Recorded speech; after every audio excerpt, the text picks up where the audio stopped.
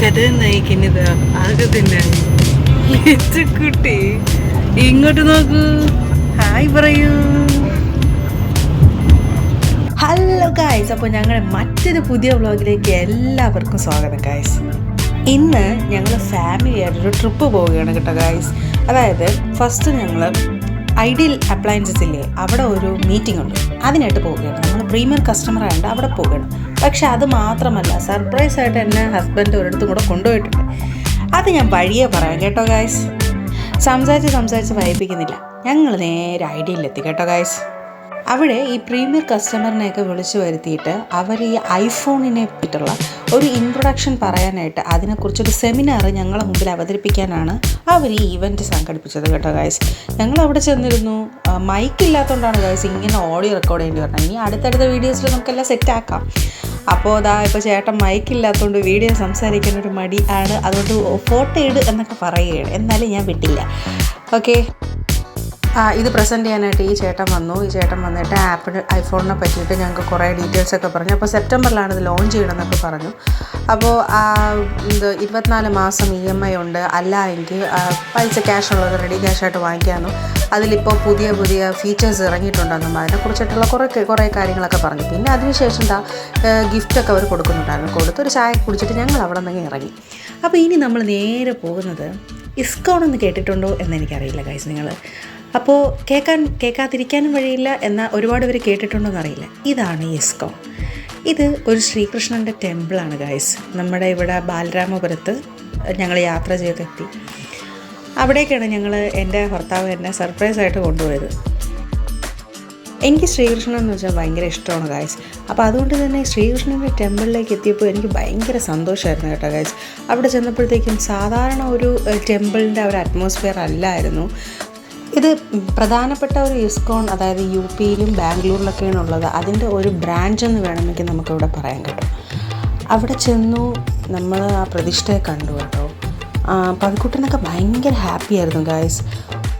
ശ്രീകൃഷ്ണൻ്റെയും ബലരാമൻ്റെയും പ്രതിഷ്ഠയായിരുന്നു ഇവിടെ. ഈ ലെഫ്റ്റ് സൈഡിൽ ഇരിക്കുന്നതെന്ന് വെച്ചാൽ കലിയുഗത്തിലെ അവതാരത്തിന് സ്ഥാപിച്ചു എന്നാണ് ഞാൻ അവിടെ വെച്ചിട്ട് കുറച്ച് ആളുകളിൽ നിന്ന് ഞാൻ മനസ്സിലാക്കിയത്. പിന്നെ കണ്ടില്ലേ, നമ്മുടെ പവിക്കുട്ടനും ലിച്ചുകുട്ടിയും ഭയങ്കര ഹാപ്പിയായിരുന്നു ഗൈസ്. ഒരുമാതിരി ഈ പറത്തിവിട്ട ഈ ഒരു പട്ടം പോലെ, അല്ലെങ്കിൽ എങ്ങനെ വർണ്ണിക്കണമെന്ന് എനിക്കറിഞ്ഞില്ല, പൂമ്പാറ്റകളെ പോലെ അവർ ആ സ്ഥലത്ത് നന്നായിട്ട് ഓടിക്കളിക്കുന്നുണ്ടായിരുന്നു. പിന്നെ എനിക്ക് കൂടുതലും ഇൻട്രസ്റ്റിംഗ് ആയിട്ട് ഒരു ചെറിയ ഒരു കൊട്ടാരം എന്നൊക്കെ ഉള്ളൊരു ഫീലിങ്ങിൽ എൻ്റയർലി ഡിഫറെൻറ്റ്, സാധാരണ ടെമ്പിളിൽ നിന്ന് ഭയങ്കര ഡിഫറെൻ്റ് ആയിട്ടുള്ളൊരു അറ്റ്മോസ്ഫിയർ ആയിരുന്നു കേട്ടോ. ലൈറ്റ്സ് എല്ലാം അവർ ഓണാക്കിയിട്ടില്ലായിരുന്നു. നമ്മൾ കുറച്ച് നേരത്തെയാണ് ചെന്നത്. പിന്നെ സൺഡേ ആണ് ഇവിടുത്തെ മെയിൻ പ്രോഗ്രാം എന്നാണ് അവർ പറഞ്ഞത്. നമ്മൾ ഒരു ശനിയാഴ്ചയാണ് ചെന്നത്, അതുകൊണ്ട് തന്നെ ആളൊന്നുമില്ലായിരുന്നു. പക്ഷെ സൺഡേ ആണ് ഇവിടെ എല്ലാവരും ഭഗവത്ഗീത വായിക്കാനായാലും, അതുപോലെ തന്നെ ഇവിടുത്തെ മെയിൻ ആഘോഷം സൺഡേ ആണ്. പിന്നെ ഇവിടെ നിന്ന് നോക്കിയാൽ നമുക്കറിയാം ഭയങ്കര വിശാലമായിട്ടുള്ള ഒരു സ്പേസ് തന്നെ ആ ഒരു ടെമ്പിളിൻ്റെ അകത്തുണ്ട്. ആർക്കിടെക്ചർ വർക്ക്സും ഒക്കെ എന്തുണ്ട് ഇവിടെ അവൈലബിൾ ആണ്, നമുക്ക് കാണാനായിട്ട് കഴിയുന്നുണ്ട്. അപ്പോൾ അവിക്കുട്ടനെന്ന് വെച്ചാൽ ഭയങ്കര ഹാപ്പിയായിരുന്നു. അവിടെ കിടന്ന് അലറി വിളിക്കുന്നുണ്ടായിരുന്നു. എന്ത് ചെയ്യണമെന്ന് അവൻ അറിയില്ലായിരുന്നു ഗൈസ്. ലിച്ചുകുട്ടിയായാലും ഓടി കളിക്കുന്നുണ്ടായിരുന്നു. ഇതൊക്കെ കണ്ടപ്പോൾ ഉണ്ടല്ലോ, ആസ് പാരൻസ് എന്ന രീതിയിൽ ഞങ്ങൾക്ക് ഭയങ്കര സന്തോഷം തോന്നി ഗൈസ്. അവർക്ക് ഒരു എന്തെന്ന് പറയാം, കുറേ നാൾക്ക് ശേഷമായിരിക്കും ഇതേ കണക്ക് അവരിങ്ങനെ ഓടി, വീട്ടിൽ അടച്ചിട്ടിട്ട് സിറ്റിയല്ലേ, നമുക്ക് പുറത്തോട്ട് അങ്ങനെ വിടാൻ പറ്റില്ലല്ലോ. അപ്പോൾ ഭയങ്കര ഒരു ഹാപ്പിനെസ് തോന്നി ഗൈസ്.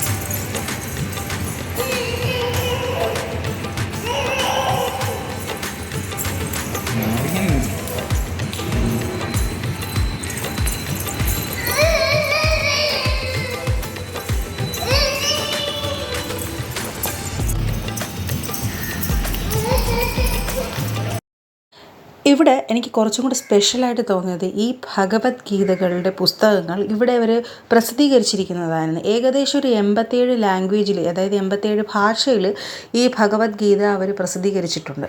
അപ്പോൾ ആ ബുക്സ് എല്ലാം അവർ ഒരു ഷെൽഫിൻ്റെ അകത്ത് ഇങ്ങനെ നല്ല അച്ചടക്കത്തോടെ അടുക്കി ഒതുക്കി വെച്ചേക്കുന്നുണ്ടായിരുന്നു ഗൈസ്.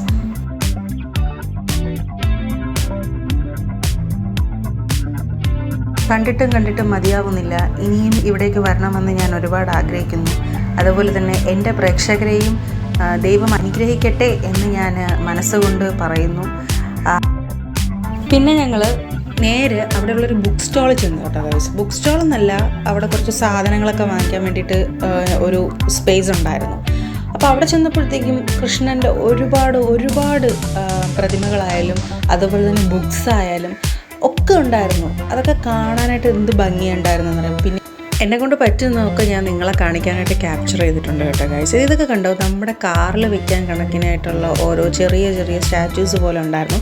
അപ്പോൾ ഞാൻ എന്ത് ചെയ്തു, കാറിൽ വെക്കാൻ വേണ്ടിയിട്ട് ഒരെണ്ണം ഞാൻ സെലക്ട് ചെയ്തിട്ടുണ്ട്. അത് ഞാൻ പിന്നീട് നിങ്ങൾക്ക് കാണിച്ചു തരാമേ. ഇത് കണ്ടോ, ബുക്സ്, ഒരുപാട് വായിക്കാൻ പറ്റുന്ന കുറേ ബുക്സുകളൊക്കെ ഇവിടെ അവൈലബിൾ ആയിരുന്നു. പിന്നെ ഇത് കൃഷ്ണൻ്റെ പ്രതിമകൾ നമുക്ക് വീട്ടിലും വയ്ക്കാം, അല്ലാതെയൊക്കെ വയ്ക്കാം. നിങ്ങൾക്ക് കാണുമ്പോൾ തന്നെ മനസ്സിലായി. ഇതാണ് കേട്ടോ ഗൈസ് ഞാൻ നമ്മുടെ വണ്ടിയിൽ കാറിൽ വയ്ക്കാൻ ചൂസ് ചെയ്തത്. പിന്നെ ഗൈസ് നമുക്ക് ഇവിടെ നിന്ന് പോകാൻ ടൈമായി. എന്ത് തന്നെ ആയാലും ഈ ഒരു അമ്പലത്തിൽ എല്ലാവരും ഒരിക്കലെങ്കിലും വരണം കേട്ടോ ഗൈസ്. അപ്പോൾ നമുക്കിനി ലിച്ചുകുട്ടിയുടെ അടുത്ത് എന്താണ് അഭിപ്രായം എന്നൊക്കെ ചോദിക്കാം. ലിച്ചുകുട്ടിയോട് ചോദിച്ചപ്പോൾ ലിച്ചുകുട്ടിക്ക് ഭയങ്കര ഇഷ്ടപ്പെട്ടു, നല്ല ഹാപ്പി ആയിരുന്നു, ഒരുപാട് കളിച്ചു, ഇഷ്ടപ്പെട്ടു എന്നൊക്കെ പറഞ്ഞു ഗൈസ്. പിന്നെ ഞങ്ങൾ അവിടെ നിന്ന് നേരെ വണ്ടിയിൽ കയറി മറ്റൊരമ്പലത്തിലേക്ക് എന്നെ കൊണ്ടുപോയി. ഞാൻ മനസ്സുകൊണ്ട് വിചാരിച്ചെങ്കിലും ആളത് സാധിച്ചു തന്നു. കുട്ടികളൊക്കെ ഭയങ്കര സന്തോഷമായിരുന്നു. പിന്നെ ഒരു കാര്യം ഞാൻ പറയട്ടെ ഗൈസ്, ഈ അമ്പലത്തിൽ പോയപ്പോൾ എനിക്ക് ഭയങ്കര ഒരു പോസിറ്റിവിറ്റി, സന്തോഷം എനിക്ക് കിട്ടി ഗൈസ്. അപ്പോൾ ഇനി നമ്മൾ പോകുന്നത് നേരെ ആറ്റുകാൽ കോവിലിലേക്കാണ് കേട്ടോ.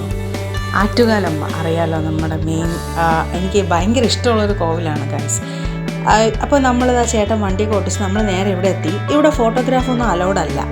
അപ്പോൾ എന്നാ കഴിയുന്ന രീതിയിൽ നിങ്ങളെ പ്രേക്ഷകരെ കാണിക്കാൻ വേണ്ടിയിട്ട് ഞാൻ പുറത്തു നിന്ന് ജസ്റ്റ് ഒരു വീഡിയോ മാത്രമേ എടുത്തിട്ടുള്ളൂ. കാരണം അതുപോലും നമുക്ക് പാടാണ് എടുക്കാനായിട്ട്. ഇതിൻ്റെ അപ്പുറത്തോട്ട് വീഡിയോ അലൗഡ് അല്ല, മൊബൈൽ ഫോൺ അലൗഡ് അല്ല. അപ്പോൾ അമ്പലത്തിൽ കയറി തൊഴുതു. അതിനുശേഷം നേരെ ഇന്ത്യൻ കോഫി ഹൗസിലേക്ക് പോയി. നമ്മൾ അറിയാമല്ലോ, മസാല ദോശ എൻ്റെ ഒരു വീക്ക്നെസ്സാണ് ഗൈസ്. അപ്പോൾ ചേട്ടൻ വീണ്ടും മൊബൈലിൽ കുത്തിക്കൊണ്ടിരിക്കുന്നു. പൈക്കൂട്ടൻ എൻ്റെ കയ്യിൽ തന്നെയായിരുന്നു. അപ്പോൾ നമ്മുടെ മസാല ദോശയൊക്കെ അതാ ഇങ്ങെത്തി. അപ്പോൾ പൈക്കുട്ടനെ കൊടുത്തിട്ടേ എനിക്ക് കഴിക്കാൻ പറ്റുള്ളൂ കേട്ടോ. നമ്മൾ ഈ റീൽസിലൊക്കെ കാണുന്നത് സത്യമാണ്. ഹസ്ബൻഡ് പെട്ടെന്ന് കഴിച്ച് തീരും, പക്ഷെ അമ്മ അവിടെ കുഞ്ഞിന് കൊടുത്തിരുന്നു. ലാസ്റ്റ് എങ്ങനെയൊക്കെയോ ഞാനും കഴിച്ച് എണീച്ചു.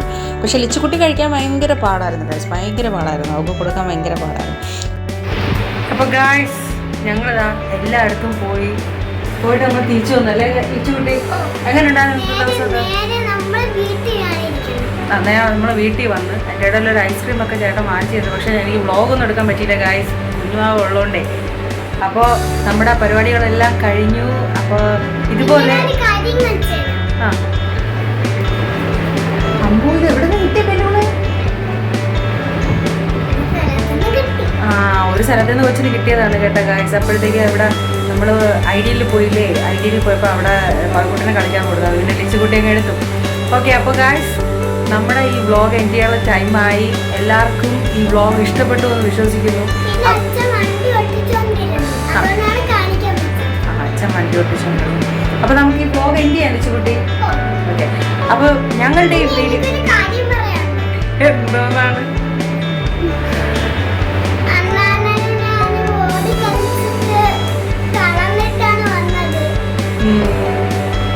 പല്ല അത്രയും നല്ല പുഴുപ്പല്ലെടുത്തല്ല.